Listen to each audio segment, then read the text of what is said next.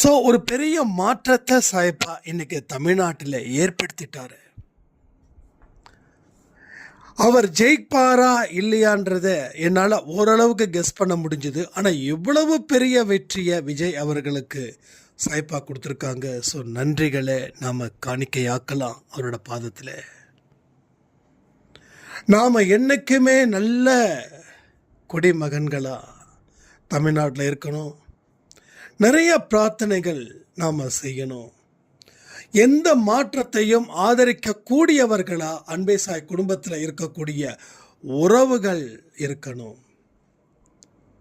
வெறுப்பு வெறுப்பற்ற ஒரு வாழ்க்கையை நீங்கள் வாழணும். அடுத்தது நாம் கடைக்கு போகிறோம், பொருளை வாங்குகிறோம். ஸோ இந்த மாதிரி மனுஷாளுங்க கிட்ட பொருளை வாங்குங்க.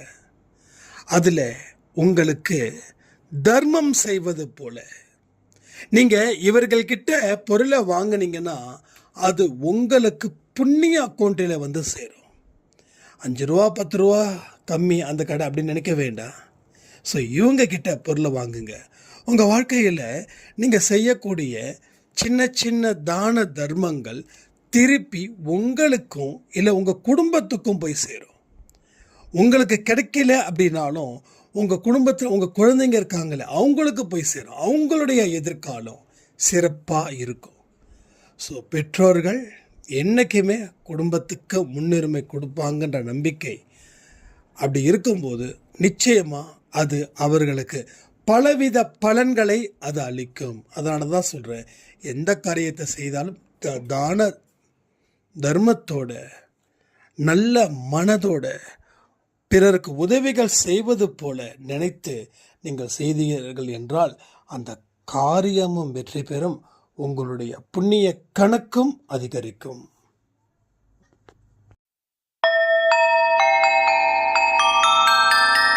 ஓம் சாயிரா சாயிரா, ஓம் சாயிரா சாயிரா, ஓம் சாயிரா சாயிரா, அன்பே சாயிரா, பேரன்பே சாயிரா, அகிலம் தளிக்க ஆத்மா விழிக்க அனுதினம் சாயிரா, எங்கள் அன்பே சாயிரா.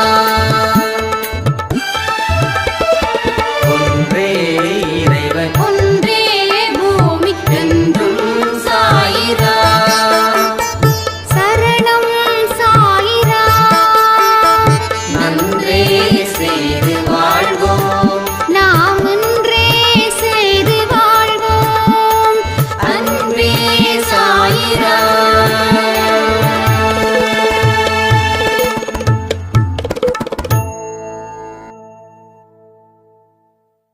சாயிரா.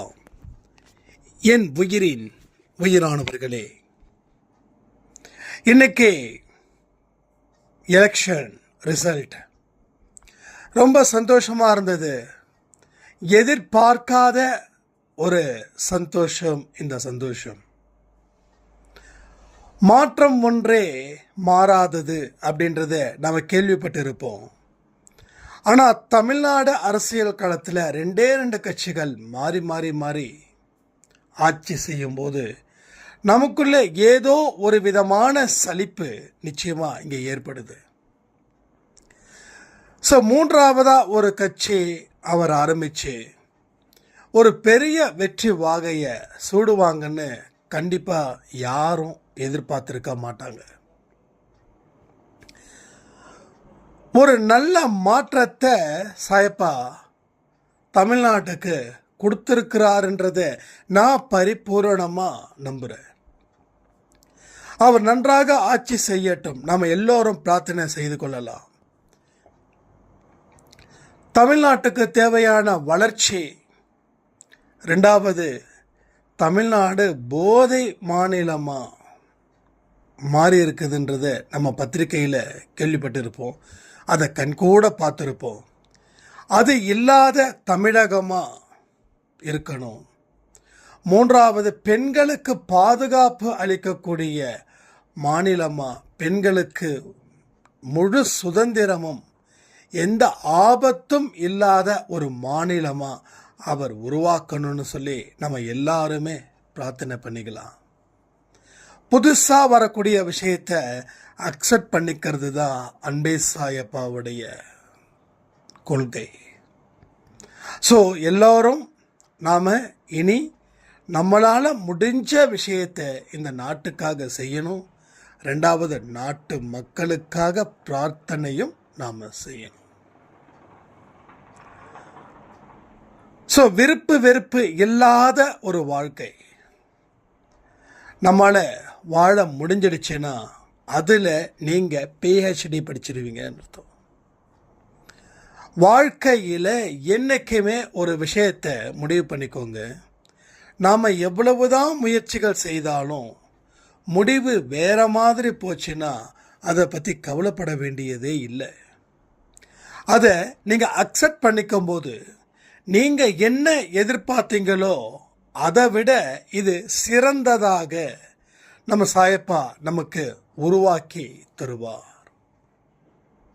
இங்க மிகப்பெரிய சேலஞ்ச் இருக்கு உங்க வாழ்க்கையில். நீங்க சாதாரணமானவர்கள் நினைச்சா டெஃபினெட்லி நீங்க ஆர்டினரி பீப்புளாக தான் இருப்பீங்க. இல்லை, நான் ரொம்ப ஸ்பெஷலைஸ்டு, நான் ரொம்ப ஸ்பெஷல் அப்படின்னு நீங்கள் நினச்சி நீங்கள் முடிவு பண்ணீங்கன்னா அந்த முடிவுக்கு ஏற்றது போல செயலை சாயப்பா அமைச்சு தருவார். சாயப்பா ஒவ்வொருத்தவங்களுக்கும் எப்படிப்பட்ட வாழ்க்கையை கொடுத்துருக்காரு தெரியுமா? யார் யார் எந்தெந்த வேலை முடிவு பண்ணாங்களோ அந்தந்த வேலை அவர் வாழ்க்கையை கொடுக்குறார். முடியாதுன்னு நினச்சா கடவுள் பல இடத்துல உங்களுக்கு புரிய வைக்கிறாரு. அதை நீங்கள் புரிஞ்சிக்காம இருந்தீங்கன்னா நீங்கள் எந்த பாதையில் செல்லணும்னு பிடிவாதம் பிடிக்கிறீங்களோ அந்த பாதையில் அவர் பயணம் செய்ய அனுமதிக்கிறார். அனுமதிச்ச அவர் மறுபடியும் அந்த பயணத்தில் ஏதாவது குறைகளும் பிரச்சனைகளும் இருந்துச்சுன்னா நீங்கள் முறையிடும்போது திரும்பவும் ஒரு வாய்ப்பை அளிக்கிறார். அந்த வாய்ப்பு தான் உங்களுக்கு இனி வழங்கப்படக்கூடிய வாய்ப்பாக இருக்கிறது. ஸோ இந்த வழங்கப்பட்ட வாய்ப்பை நீங்கள் சரியாக பயன்படுத்திக்க முயற்சிகள் செய்வீர்கள் என்றால் இனி நீங்கள் முடிவை மாற்றி பயணத்தை மாற்றி வாழ்க்கையை வாழும்போது உங்களுக்கு தேவையான அத்தனை நல்ல விஷயங்களையும் உங்களை தேடி வர செய்பவர்தான் நமது அன்பே சாயப்பா. ஸோ நாம் வித்தியாசமானவர்கள். நான் நிறைய பதிவில் சொல்கிறேன், நாம் வித்தியாசமானவர்கள். நம்மளுடைய செயல் வித்தியாசமாக இருக்குது, நம்ம எண்ணங்கள் வித்தியாசமாக இருக்குது, நாம் செய்யக்கூடிய உதவிகள் வித்தியாசமாக இருக்குது. ஏன்னா நாம் வித்தியாசமானவர்களாக இருப்பதை நீங்கள் உங்கள் செயல்கள் மூலமாக உணர முடியும். அன்பே சாயில ஒரு சாய்ராம் ரீசெண்டாக சொல்லியிருந்தாங்க, நீங்கள் அடிக்கடி சொல்லுவீங்க வித்தியாசமானவர்கள் அப்படின்னு, ஆனால் அந்த வித்தியாசத்தை நான் ஃபீல் பண்ணலை. அப்போது சில நாட்களுக்கு அப்புறம் நான் வித்தியாசமாக இருக்கிறேன்னு என் குடும்பத்தில் இருக்கிறவங்க சொல்லும்போது தான், அவங்கக்கிட்ட நான் தீவிரமாக கேட்கும்போது தான் சொன்னாங்க, நீ இதுக்கு முன்னாடி இப்படி ரியாக்ட் பண்ணுவ, ஆனால் இப்போது அது எதுவுமே பண்ண மாட்டேன்ற. உன்னோட முகத்திலையும் ஒரு விதமான அமைதி இருக்குது, ஒரு நம்பிக்கை இருக்குது. நீ பதட்டப்படுறதில்ல, பயப்படுறதில்ல. நீ நிறைய பேருக்கு இரக்கம் காட்டுபவளாக நீ மாறி இருக்க. அதை நினைக்கும் போது எனக்கு ரொம்ப சந்தோஷமாக இருக்குது. அப்போ தான் தெரிஞ்சது நீங்கள் சொன்னீங்க வித்தியாசமானவர்கள்னு. அதை பிறர் சொல்லும்போது தான் எனக்கு புரிஞ்சதுன்னு. எஸ், அன்பே சாய் குடும்பத்தில் இருக்கிறவர்கள் வித்தியாசமானவர்கள், வித்தியாசமான சிந்தனைக்கு உட்பட்டவர்கள். புரிஞ்சுதா உங்களுக்கு? ஸோ என்றைக்குமே சாயப்பா யாருக்கு உதவிகள் செய்கிறாரு? எந்த ஒரு மனுஷன் வலியிலையும் வேதனையிலும் இருக்கிறவனாக இருக்கணும். ரெண்டாவது, அந்த வலியையும் வேதனையையும் பொருட்படுத்தாமல் அவன் வாழ்க்கையை வாழும்போது கடவுள் அவனை ஆசீர்வதிக்கிறார். நிறைய வலியோட வேதனையோட வாழ்ந்துக்கிட்டு இருக்கிறவங்களுக்கு கடவுள் ஆசீர்வதிக்கலை. ஏன் தெரியுமா? அவங்க அந்த வலியும் வேதனையும் தான் என் வாழ்க்கையில் இனி இருக்க போகுதுன்னு சொல்லி முடிவு பண்ணி எந்த விதமான உற்சாகமான செயல்களையும் செய்யாமல் இருப்பதால் அவர்களை கடவுள் ஆசீர்வதிக்கலை. ஆனால் வலியும் வேதனையும் எனக்கு உண்டு, ஆனால் வாழ்க்கையோட பாதையும் எனக்கு உண்டு. அந்த பாதையை நான் தொடர்ந்து அதில் பயணிக்கணும் அப்படின்னு யார் உறுதியாக இருக்கிறார்களோ அவர்களுக்கே இமாலய சாதனையை சாயப்பா கொடுக்குறார். ஒன்றும் இல்லை, இன்றைக்கி நம்ம ஓப்பனாக பேசணும். ஆக்சுவலாக விஜய் கட்சி ஆரம்பித்தார். அப்போது நான் அந்த எலெக்ஷன் ஓட் போடுறதுக்கு முன்னாடி வரைக்கும் நான் எதிர்பார்த்தது அதிகபட்சமாக ஒரு 8 இருந்து 10 தொகுதிக்குள்ளே கிடைக்கும். ஸோ ஒரு 10 இருந்து 15% ஓட்டு எடுப்பாங்க, அவங்களுடைய இது இருக்கும், கெப்பாசிட்டி இருக்கும் அப்படின்னு. ஸோ எனக்கு புதுசாக ஒருத்தர் வரணுன்ற ஆசை ரொம்ப வருஷமாக இருக்குது. நான் அதை நம்ம ரஜினிகிட்ட எதிர்பார்த்தேன். பட் அவர் உடல்நிலை சரியில்லாத காரணத்தால் ஒதுங்கிட்டாங்க. அதுக்கப்புறம் விஜய் கட்சி ஆரம்பிக்கிறேன்னு சொல்லும்போது கூட எனக்கு பெருசாக ஒரு ஹோப் வரல. ஏன்னா அவர் பர்சனலாக அவரை பற்றி நமக்கு தெரியாது, புரியாது இல்லையா. அவர் மூவியில் தான் ஸ்டார். பட் பர்சனலாக அவர் எப்படி அட்டாச்சாக இருக்காரா இல்லையா அப்படின்னு நமக்கு தெரியாது. அப்போ யோசித்தேன், அதெல்லாம் சும்மா பெருசாக ஒன்றும் பண்ண முடியாது. ஏன்னா சிரஞ்சீவி இருந்தாங்க, விஜயகாந்த் இருந்தாங்க. ஸோ யாராலையும் அதை ரீச் பண்ண முடியல. பாவம், இவர் சினி ஃபீல்டிலே இருந்தால் தான் இவருக்கு நல்லதாக இருக்குமே அப்படின்னா எனக்கு தோணுச்சு. பட்டு எலெக்ஷனுக்கு அப்புறம் நான் நிறைய பேர்கிட்ட கேட்பேன், நீங்கள் யாருக்கு இங்கே ஓட் பண்ணீங்கன்னா எல்லோரும் சொன்னது என்ன தெரியுமா, விசில் சின்னம் விஜய்க்கு. எனக்கு ஒன்றுமே புரியல, என்னது எல்லாருக்குமே விஜய்ன்னு சொல்கிறாங்களே அப்படின்னு. அப்போது அவர் உள்ளுக்குள்ளே இருக்கக்கூடிய ஏதோ ஒரு வைப்ரேஷன் எல்லா மனுஷங்க கிட்டேயோ கனெக்ட் ஆனதால் அது நடந்தது. அடுத்தது இன்னொன்று சொல்லவே வேண்டாம், அவர் எந்த கோயிலுக்கு இங்கே போனார், ஷீரடியில் இருக்கக்கூடிய சாயப்பாவுக்கிட்ட போனார். அப்போ நினச்சேன், இது கண்டிப்பாக உறுதிப்படுத்தப்பட்ட ஒரு வெற்றி. ஸோ எப்படியும் 40 இருந்து 60 சீட்டை அவர் கைப்பற்றுவாருன்னு நான் சொல்லியிருந்தேன். ஆனால் நான் எதிர்பார்க்கவே இல்லை 100க்கு மேலே அந்த சீட்டு வரும் அப்படின்னு. நான் இங்கே அரசியல் பேச வரலை, ஆனால் புதுசாக ஒருத்தவங்க வராங்கன்னா அவங்களுக்கு நம்ம வாய்ப்பளிக்கணும். கண்ணை மூடிக்கிட்டு இல்லை எங்கள் அப்பா இந்த கட்சியில் தான் இருந்தார், எங்கள் தாத்தா இந்த கட்சியில் தான் இருந்தார், அவர் மகன், நாங்கள் பாரம்பரியமாக இந்த கட்சிக்கு இருப்போம், தயவுசெய்து அதெல்லாம் நிறுத்திடுங்க. புதுசாக வரவங்களுக்கு வாய்ப்புகள் கொடுக்கலாம். ஏன்னா நம்மளுடைய நாடு வளர்ச்சி பெறணும். அதுக்காக இதுக்கு முன்னாடி இருந்தவங்க நாடு வளர்ச்சி, நான் அரசியல் பேச வரலை, நான் தனிப்பட்ட முறையில் 1000 பேசுவேன். ஆனால் இது இங்கே பொதுப்படையாக நான் பேச விரும்பலை. ஸோ புதுசாக வரவங்களுக்கு வாய்ப்புகள் கொடுக்கணும். அப்படி நாம் வாய்ப்புகள் கொடுத்தாதான் நாம் புதுசாக எந்த ஒரு செயலை செய்தாலும் பிறர் நமக்கு வாய்ப்பு அளிப்பார்கள். நான் எத்தனையோ தடவை சொல்லியிருக்கேன், நீங்கள் எப்படி பிறரை பார்க்குறீங்களோ அப்படி தான் பிறரும் உங்களை பார்ப்பார்கள். புரியுதா? பிறரும் உங்களை பார்ப்பார்கள். இதை நம்ம புரிஞ்சிக்கவே இல்லை. ஸோ இல்லை தம்பி, நான் அப்படி தான் அவருக்கு தான் ஓட்டு போட்டேன், பழைய இவருக்கு தான் ஓட்டு போட்டேன்.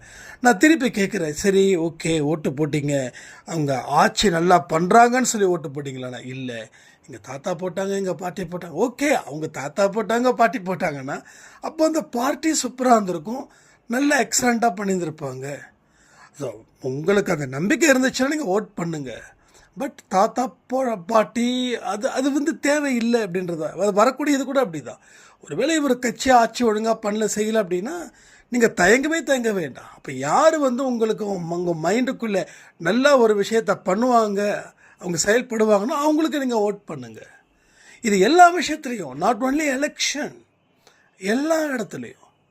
ஒன்றும் இல்லை, ஒரு டிபார்ட்மெண்ட் ஸ்டோரில் பொருளை வாங்குறீங்க, ஏன் 2 ரூபா 3 ரூபா கம்மி அப்படின்னு. தெருவில் இருக்கக்கூடிய எத்தனையோ தாத்தா பாட்டிகள் தேங்காய் வச்சுருக்காங்க, கீரை வச்சுருக்காங்க, தக்காளி வச்சுருக்காங்க, வெங்காயம் வச்சுருக்காங்க.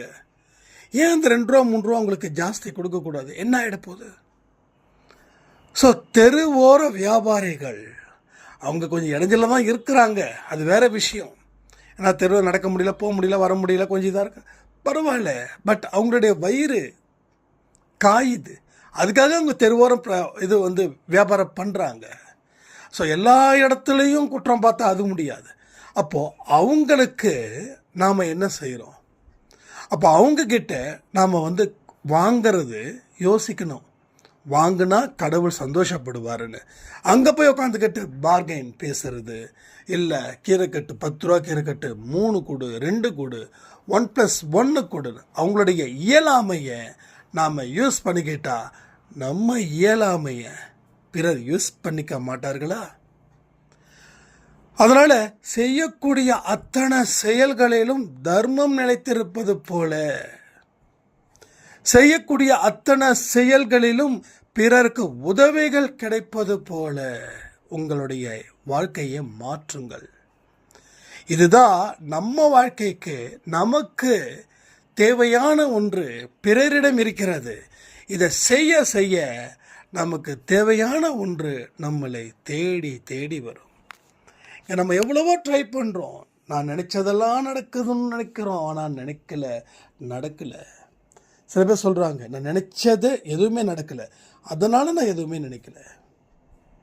ஸோ வாழ்க்கையில் ஆசை இருக்கணுன்ற நான் என்னங்க சும்மா மாற்றி மாற்றி பேசுகிறீங்க, ஆசை இருக்கக்கூடாதுன்னு சொல்கிறீங்க. அதாவது ஆசை இல்லாமல் இருப்பதும் ஒரு ஆசை தானே.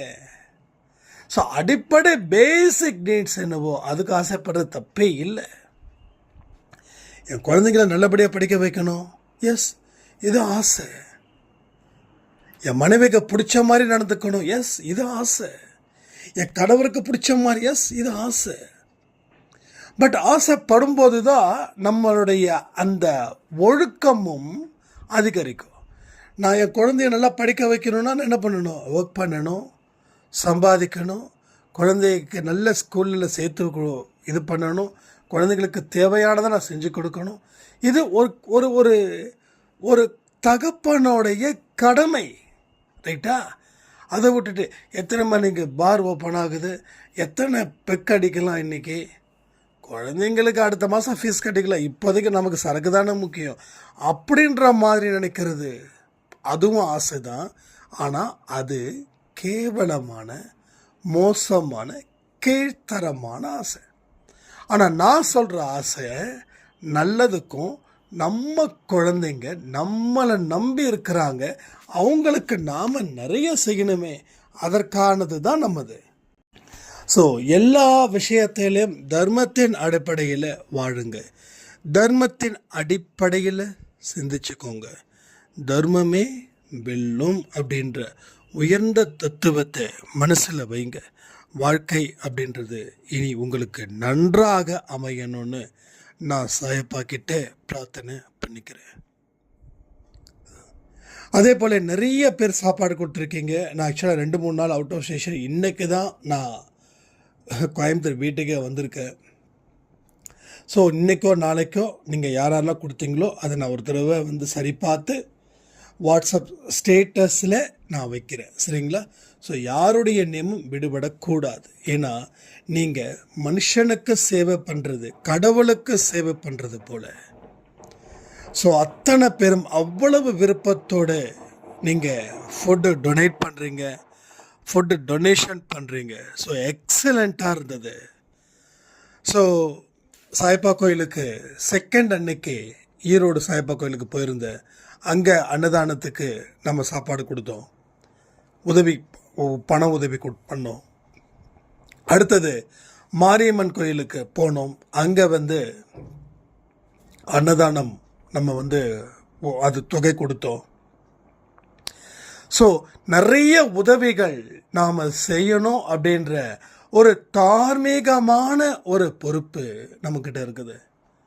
அதே போல் ஒரு சாய்ராம், நான் ஒரு 15 நாளைக்கு முன்னாடி ஒரு பெண் எவ்வளவு கஷ்டப்பட்டாங்கன்னு சொல்லி நான் கூட கேஷ் அனுப்பியிருந்தேன்னு சொல்லியிருந்தேன் இல்லையா, அந்த பெண்ணுக்காக நம்ம அன்பே சாய் குடும்பத்தில் இருக்கிற ஒரு சாய்ராம் வந்து அவங்க அந்த காசை அப்படியே யாருக்கும் அன்னதானம் பண்ண வேண்டாம்னா அவங்களுக்கு கொடுத்துருங்கண்ணா அப்படின்னாங்க. ஸோ அந்த நல்ல உள்ளத்துக்கு நான் நன்றிகளை சொல்லிக்கிறேன். அதே போல் நீங்கள் எத்தனையோ பேர் வந்து சாப்பாடு கொடுத்துருக்கீங்க, ஃபுட்டு டொனேட் எனக்கும் பண்ணியிருக்கீங்க, இன்னும் நிறைய பேருக்கு டொனேஷன் கொடுத்துருக்கீங்க.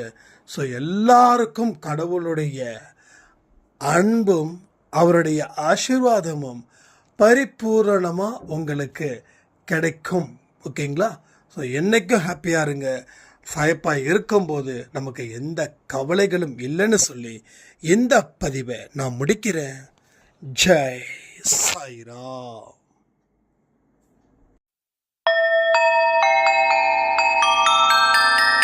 ஓம் சாயிரா சாயிரா ஓம் சாயிரா